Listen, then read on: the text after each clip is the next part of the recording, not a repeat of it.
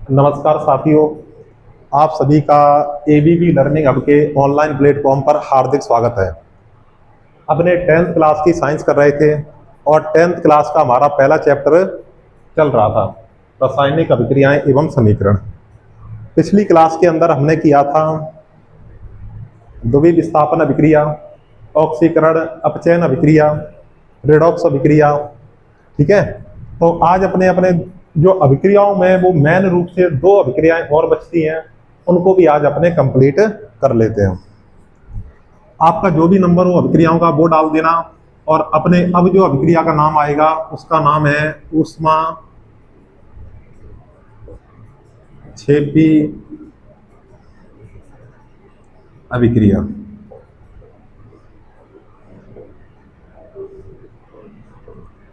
ऊष्मा क्षेपी अभिक्रिया। चलो अभिक्रिया इसको अपने बोलते हैं एक्जोथर्मिक रिएक्शन।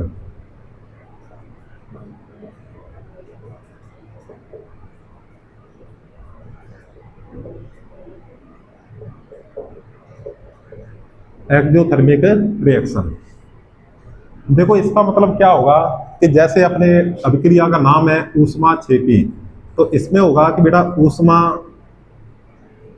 का तो ऊष्मा ही होगा और क्षेपी का अर्थ होता है निकलना या अपने बोल सकते हैं उत्सर्जन होना, कि ऐसी अभिक्रिया जिसमें ऊष्मा निकलती है या ऊष्मा का उत्सर्जन होता है, तो इस प्रकार की अभिक्रिया को अपने क्या बोलते हैं, ऊष्मा क्षेपी अभिक्रिया बोलते हैं। तो आप साइड में ये नीचे लिख लेना कि ऊष्मा और क्षेपी का मतलब क्या होगा, निकलना। तो ऊष्मा का निकलना ही क्या कहलाता है, ऊष्मा क्षेपी अभिक्रिया कहलाता है।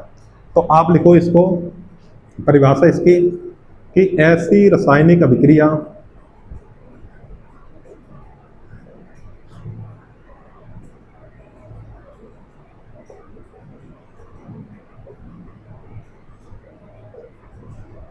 ऐसी रासायनिक अभिक्रिया, इसको अपने रफ कर देते हैं, जिसमें ऊष्मा का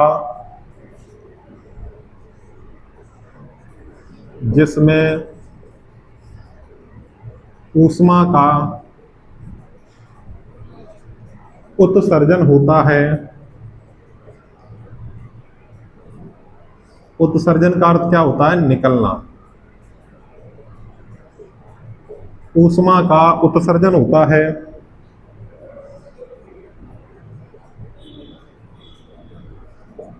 ऊष्मा क्षेपी अभिक्रिया कहलाती है। ऊष्मा क्षेपी अभिक्रिया कहलाती है।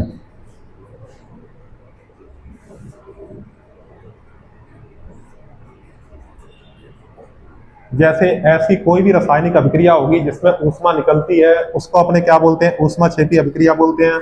और इसके उदाहरण में हम देखते हैं, पहला उदाहरण होगा आपका कि शाक सब्जियों का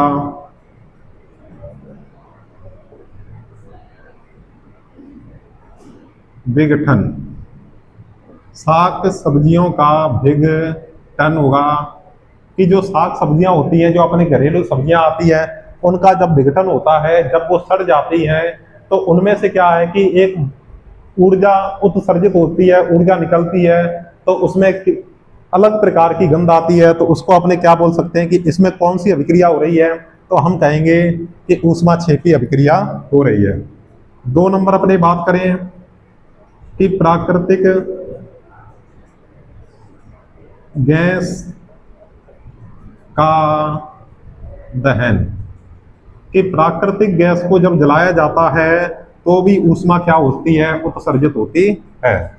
जैसे CH4, ये हमारे पास में प्राकृतिक गैस है और इसका नाम होता है मेथेन।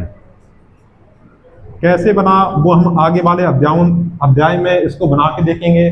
जो अपने कार्बन पार्ट है, जो कि चौथा पार्ट है, उसके अंदर मेथेन, एथेन, प्रोपेन, ब्यूटेन, ये सारे फॉर्मूले हम बनाना सीखेंगे। तो अभी आपको याद रखना है कि CH4 को क्या बोलते हैं, मैथेन बोलते हैं। और इसका जब अपने दहन करवाएंगे तो O2, और तीर का निशान क्या बनेगा कि CO2 प्लस में H2O, और प्लस में क्या बनेगी, ऊष्मा बनेगी या ऊर्जा निकलेगी। तो इसमें क्या होगा, ऊष्मा का उत्सर्जन हुआ, तो ये किस प्रकार की अभिक्रिया हो गई, ऊष्माक्षेपी अभिक्रिया हो गई। किसी भी पदार्थ के दहन के लिए ऑक्सीजन गैस की आवश्यकता होती है। अपने जो 3 नंबर अभिक्रिया पढ़ेंगे उसमें क्या है कि जैसे कैल्शियम ऑक्साइड, इसे बिना बुझा हुआ चूना बोलते हैं। इसके अंदर, इसको जब जल के अंदर घुला जाता है तो क्या बनता है कि CaOH के पैर में 2, और प्लस में CaOH के पैर में 2, और प्लस में इसके साथ साथ में क्या बनती है, ऊष्मा उत्सर्जित होती है, ऊष्मा निकलती है। कि जब कैल्शियम ऑक्साइड के कैल्शियम ऑक्साइड में जब जल मिलाया जाता है तो भी क्या उत्सर्जित होती है, ऊष्मा का उत्सर्जन होता है। तो इसे अपने क्या बोलते हैं, ऊष्माक्षेपी अभिक्रिया बोलते हैं। 4 नंबर अपने बात करें कि श्वसन एक ऊष्माक्षेपी अभिक्रिया है। कि श्वसन भी क्या होती है कि ऊष्माक्षेपी अभिक्रिया होती है। जैसे हम बात करें कि जब हम ऑक्सीजन गैस लेते हैं वो हमारे शरीर के अंदर जाती है, और अंदर जाने के बाद वो फेफड़ों की सहायता से कहां पे चली जाती है, रक्त से होते हुए हमारे अंगों में चली जाती है। और अंगों में क्या होता है कि जो भोजन खाते हैं वो ग्लूकोज के रूप में पड़ा होता है। तो जब ग्लूकोज और ऑक्सीजन की आपस में अभिक्रिया होती है तो भी ऊर्जा का निर्माण होता है। तो ऊर्जा बनती है, ऊर्जा निकलती है, तो उसको अपने क्या कहेंगे कि ये भी क्या है, ऊष्माक्षेपी अभिक्रिया है। अगर आप इसकी अभिक्रिया लिखना चाहो तो लिख सकते हो कि हमारे शरीर के अंगों में क्या होगा, ग्लूकोज C6H12O6, और प्लस में क्या कि इससे ऑक्सीजन गैस अभिक्रिया करेगी। तो सर बनेगा क्या कि जैसे ही हम ऑक्सीजन का उपयोग कर लेंगे, करने के बाद में क्या बनती है, CO2 carbon dioxide gas, plus में H2O जल बनता है, और प्लस में क्या बनती है, ऊर्जा बनती है। इस ऊर्जा का उपयोग हम क्या करते हैं, अपने दैनिक कार्यों के अंदर किया जाता है। CO2 को हम क्या करते हैं, श्वसन के दौरान बाहर निकाल दी जाती है। आप इसका नाम लिख देना कि ये क्या होगा, ग्लूकोज होगा। तो ग्लूकोज का सामान्य सूत्र क्या होता है, C6H12O6 होता है। तो एक बार आप इसका स्क्रीनशॉट ले लें या आप लिख सकते हैं इसको। तो आप सभी ने इसका स्क्रीनशॉट ले लिया होगा। आप मेरे साथ साथ में भी लिख सकते हो।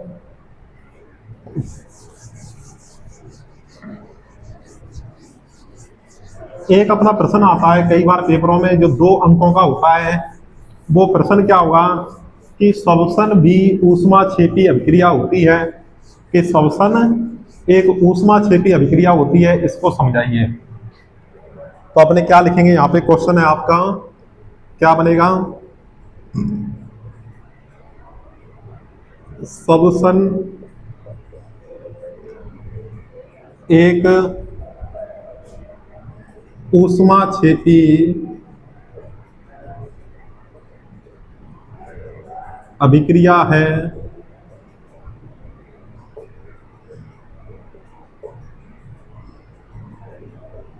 समझाइए।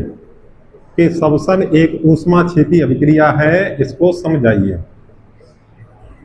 तो इसमें जब अपने खाद्य पदार्थ को ग्रहण करते हैं तो वो छोटे छोटे भागों में टूट जाता है, तो ग्लूकोज का निर्माण होता है। और जब ग्लूकोज ऑक्सीजन के साथ में अभिक्रिया करती है तो हमें क्या देती है, ऊर्जा देती है। इसलिए हम श्वसन को क्या बोलते हैं, ऊष्माक्षेपी अभिक्रिया बोलते हैं। तो इसका आंसर लिखो मेरे साथ साथ में, आप लिखोगे कि सजीवों को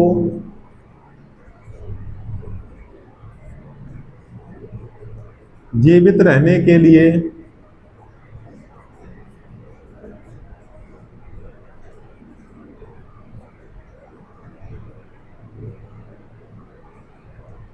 ऊर्जा की आवश्यकता होती है।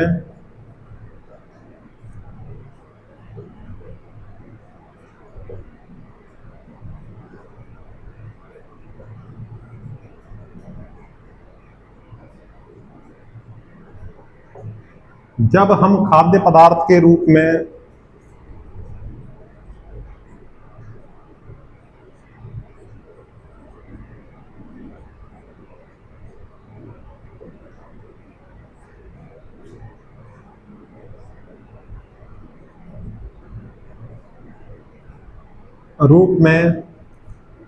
चावल,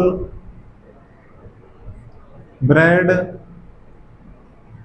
कि चावल हो गया, ब्रेड हो गया, आलू, कौमा, रोटी आदि पदार्थ को ग्रहण करते हैं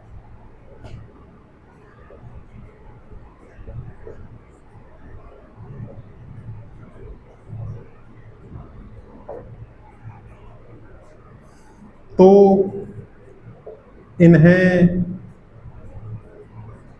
छोटे छोटे टुकड़ों में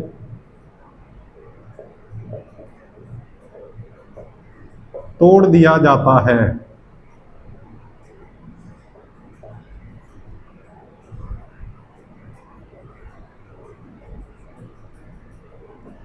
जिसके फलस्वरूप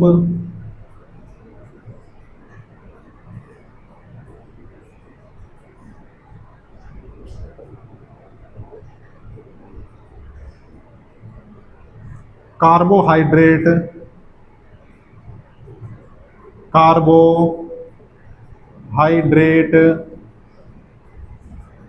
ग्लूकोज में परिवर्तित हो जाता है,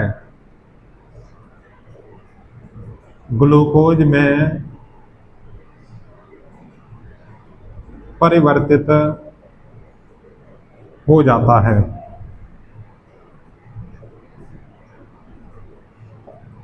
हमारे शरीर में उपस्थित यह ग्लूकोज हमारे शरीर में उपस्थित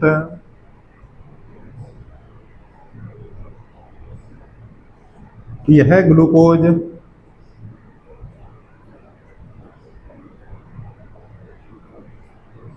श्वसन के दौरान ग्रहण की गई ऑक्सीजन से श्वसन के दौरान ग्रहण की गई ऑक्सीजन से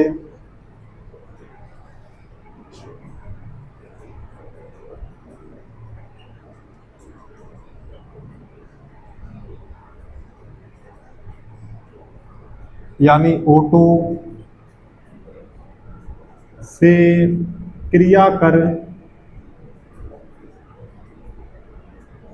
हमें ऊर्जा प्रदान करता है, हमें ऊर्जा प्रदान करता है।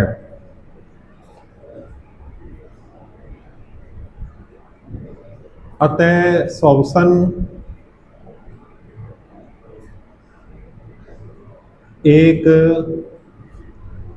ऊष्माक्षेपी अभिक्रिया है।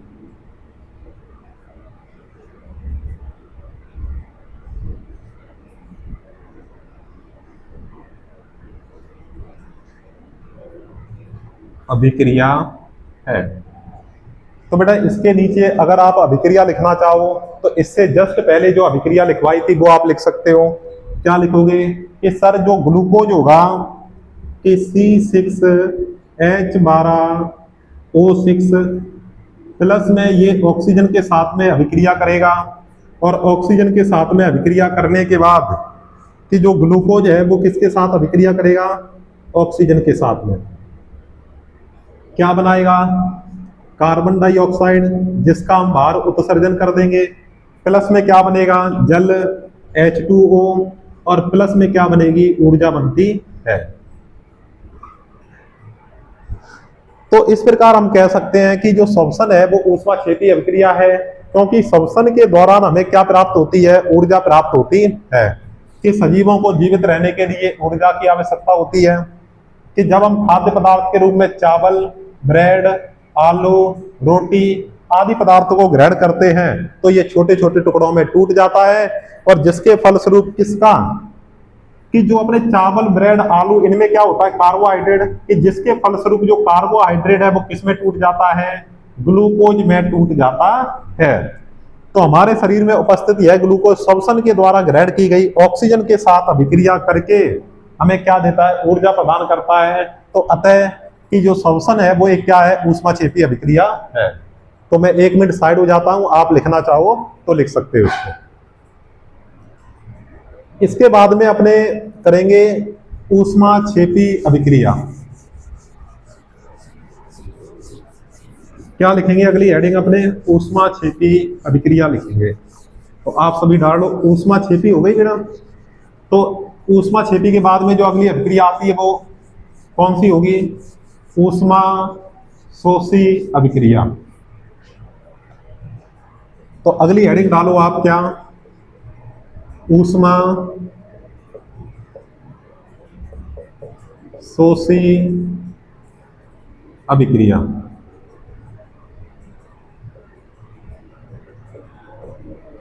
ऊष्मा शोषी अभिक्रिया, इसको बोलते हैं अपने एंडोथर्मिक रिएक्शन। Endothermic reaction.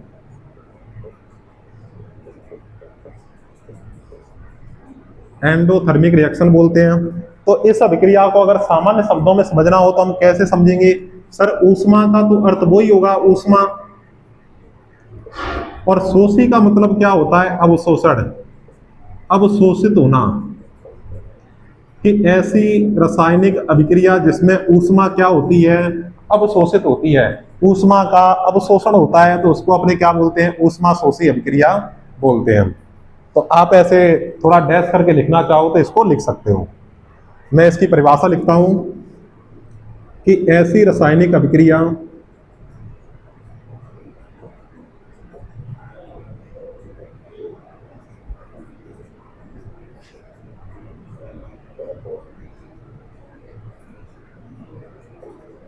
ऐसी रासायनिक अभिक्रिया जिसमें ऊष्मा अवशोषित होती है, ऊष्मा का अवशोषण होता है या अवशोषित होती है, ऊष्मा शोषी अभिक्रिया कहलाती है।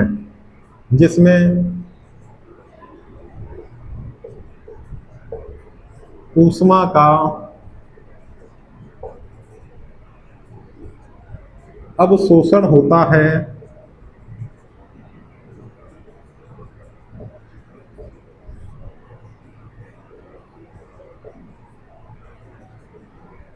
ऊष्मा शोषी अभिक्रिया कहलाती है।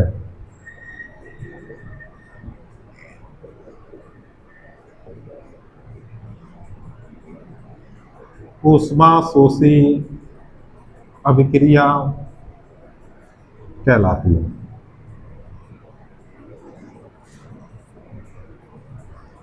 कि ऐसी रासायनिक अभिक्रिया जिसमें ऊष्मा का क्या होता है, अवशोषण होता है, अवशोषित होती है ऊष्मा, तो उसको अपने क्या बोलते हैं, ऊष्मा शोषी अभिक्रिया बोलते हैं। जैसे बेटा अपने उसके उदाहरण की बात करें कि उदाहरण में जितने भी वियोजन अभिक्रिया के उदाहरण थे वो सारे के सारे किसके उदाहरण होंगे, ऊष्मा शोषी अभिक्रिया के होंगे। तो वियोजन अभिक्रिया हमने क्या पढ़ा था कि CaCO3, तीर का निशान, ये ऊष्मा को ग्रहण करेगा और ग्रहण करने के बाद में क्या बनेगा, CaO प्लस में CO2 बनेगा, CaO प्लस में CO2। तो ये क्या होगी, अपने ऊष्मा शोषी अभिक्रिया का उदाहरण होगा। 2 नंबर अपने बात करें कि FeSO4, जैसे इसका नाम भी आपको पता होगा, Ca को कैल्शियम बोलते हैं और CO3 को कार्बोनेट, तो इसका नाम क्या होगा, कैल्शियम कार्बोनेट। और यही अपने क्या होता है कि संगमरमर या मार्बल का सूत्र होता है। ये FeSO4 इसको बोला जाता है फेरस सल्फेट। फेरस सल्फेट इसको जब ऊष्मा देते हैं तो ये भी टूटता है। फेरिक ऑक्साइड Fe2O3 प्लस में SO2 और प्लस में क्या बनता है, SO3 बनता है। तो इस बात का भी आप विशेष ध्यान रखना। इसके बाद में इसके हम और भी एग्जाम्पल बहुत सारे देख सकते हैं, जैसे कि अपने 4 नंबर बात करें, आपको तो सिर्फ 2 याद रख लेना, 1 याद रख लेना, ठीक है। और मैं ये एक्स्ट्रा में लिखा देता हूं कि जो प्रकाश संश्लेषण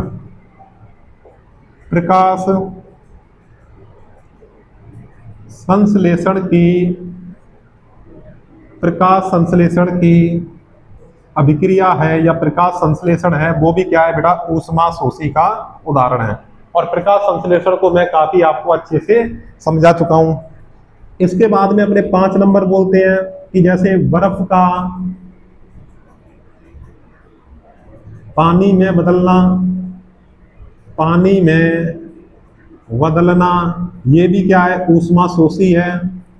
कि सर जो वाष्पीकरण की जितनी भी घटनाएं होती हैं, वाष्पीकरण, वो भी क्या होती है, ऊष्माशोषी के उदाहरण होते हैं, ऊष्मा शोषण होता है उसमें। कि जब गर्मियों में हमें पसीना आ जाता है तो कुछ समय बाद में जैसे ही वो अपने आसपास से ऊष्मा ग्रहण कर लेता है पसीना, तो वो भाप बन के क्या हो जाता है, उड़ जाता है। तो ये बात, तो उस क्रिया में क्या होता है, बाष्पीकरण होता है, उसकी भाप बनती है, तो हमें शीतलता प्रदान होती है।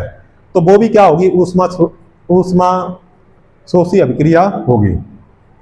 तो बेटा एक बार इसको लिखना चाहो तो आप लिख सकते हो, और स्क्रीनशॉट लेना चाहो तो स्क्रीनशॉट ले सकते हो।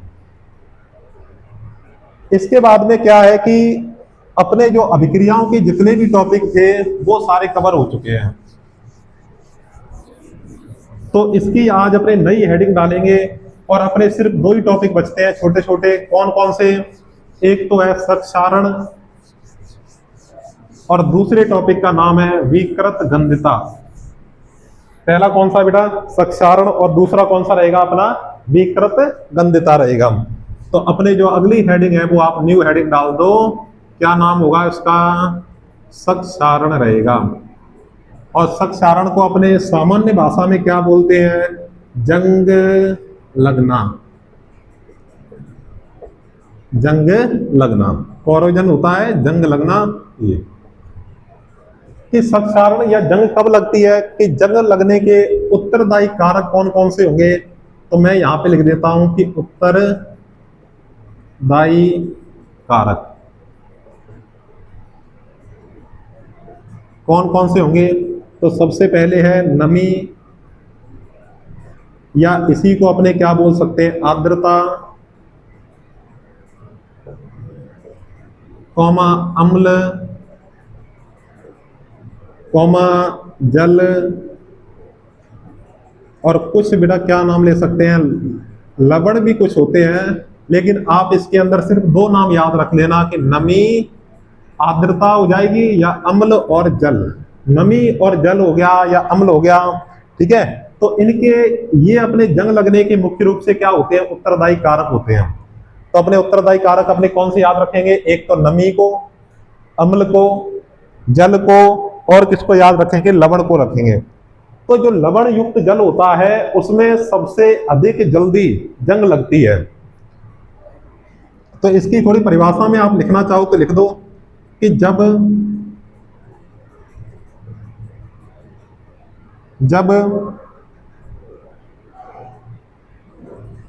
धातुओं से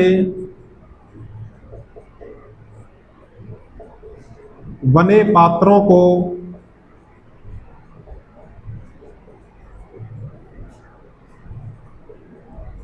वायुमंडल में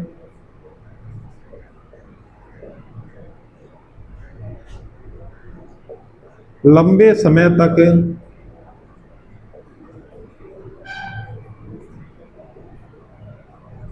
खुला छोड़ दिया जाता है,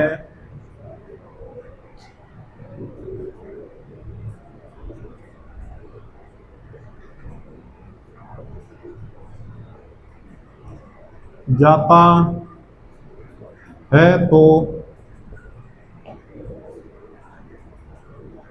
धातुएं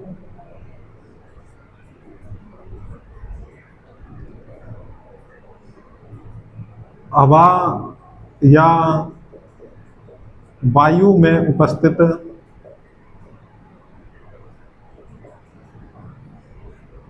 जल नमी, अम्लता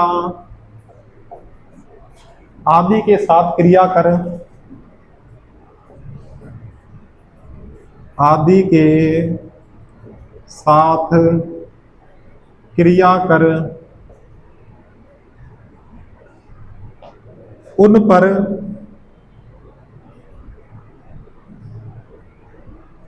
एक भूरे रंग की परत जमा हो जाती है। भूरे रंग की ललिमायुक्त परत जमा हो जाती है।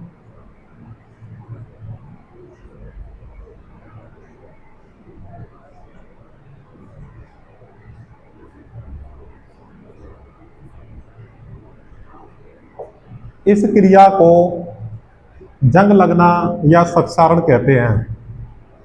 इस प्रक्रिया को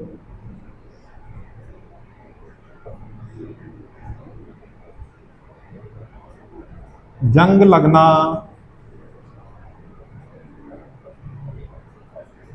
या संक्षारण कहते हैं।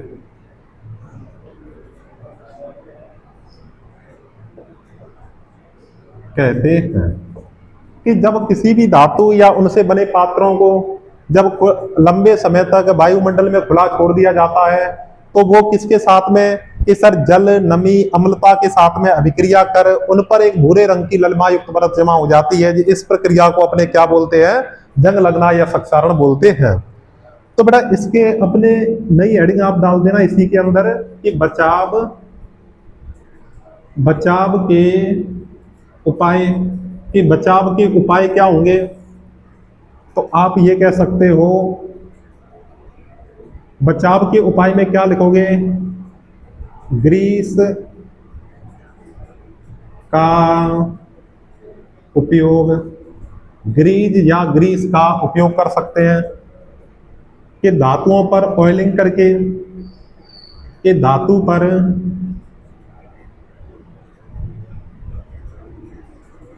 तेल लगाकर ऑयलिंग करके बेटा। और 3 नंबर होगा यसद लेपन। यसद लेपन करके भी इससे बचाव किया जा सकता है। और एक और आप लिख दो इसके अंदर 4 नंबर।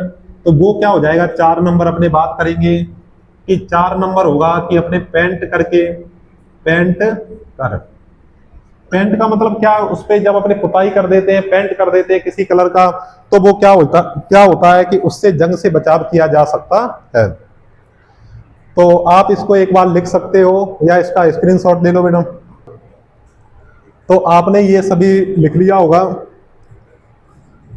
इसके बाद में क्या है कि हमने संक्षारण के बारे में पढ़ लिया कि संक्षारण से हम बचाव कैसे कर सकते हैं, तो वो हमने 4 पॉइंट पढ़ लिए। अब इसकी एक रासायनिक समीकरण होती है, वो आप उसी के नीचे लिख लेना। संक्षारण किसका होता है? धातुओं का। और धातुओं में भी मुख्य रूप से कौन सी आती है? आयरन। तो आयरन को अपने लिखेंगे Fe आयरन। ये किसके साथ अभिक्रिया करेगी? तो ऑक्सीजन गैस के साथ में, प्लस में जल के साथ में H2O। तीर का निशान क्या बनेगा? फेरिक ऑक्साइड Fe2O3 और डॉट में बेटा 3 H2O बनेंगे। और इसको अपने क्या बोलते हैं? जंग बोलते हैं। कई बार आपसे ये डायरेक्ट पूछ लिया जाता है कि जंग का सूत्र बताइए, तो Fe2O3 और 3 की जगह आप कहीं भी कितने भी H2O लगे हो सकते हैं, लेकिन मुख्य रूप से कितने लगते हैं? 3 H2O लगते हैं। तो बेटा आपको ये क्लास कैसी लगी आप कमेंट बॉक्स में जरूर बताएं और अपने साथ में पढ़ने वाले विद्यार्थियों को ज्यादा से ज्यादा शेयर करें। धन्यवाद।